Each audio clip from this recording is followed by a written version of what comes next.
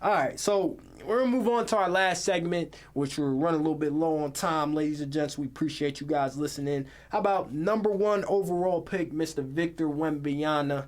They call him Mr. Wemby. He had a bounce-back game on Sunday, ended with the double-double, 27 points, 12 rebounds, 3 block performance. What are y'all thoughts on that? The first game was... He struggled mightily. I'm going to say that and be honest. He struggled a little bit. It's first first NBA game, NBA Summer League game. What are y'all thoughts? I didn't get to catch the second game, but what I saw from the first game...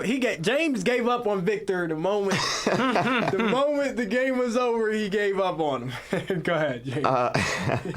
No, but in the first game, at times I did see him kind of rush his shot a little bit. Maybe it was first game jitters. Don't know what it was, but at times it looked like he was rushing the shot. I mean, it's gonna come to him at some point for sure.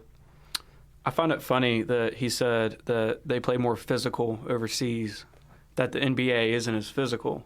But I saw in his 2 games, he's trying to play physical, and it wasn't working. That's just laughable to me. It's just laughable. Hey, I'm gonna give him a benefit of the doubt.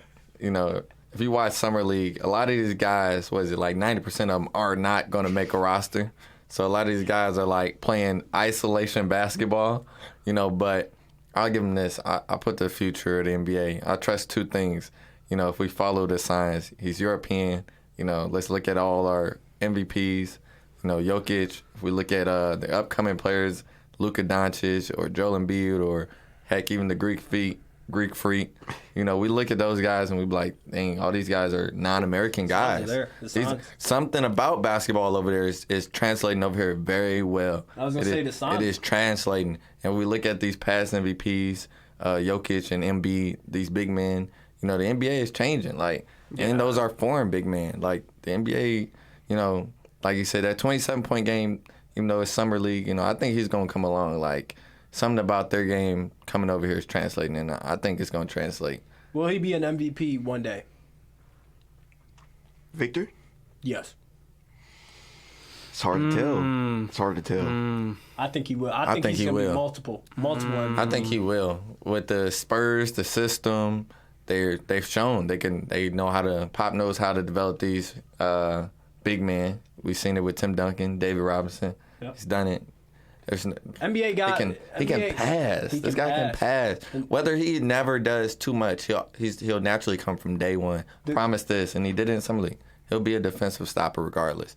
He'll always block shots. He switched out on guards.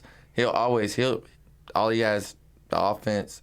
He'll pick up some muscle strength like Chet was able to pick up. Just even that physicality. Not necessarily putting weight on, but just to strengthen up.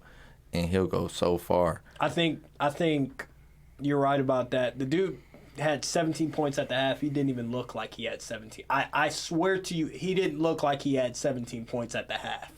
If I would guess and I was watching the game, I'd say he had about 6 points. No, he had 17. And this is his second game in the NBA. He's going to be scary. Ladies and gents, you got something to say, Malik, before we head out? Nah. Ladies and gents, thank you so much for listening to What's Next Kentucky Radio.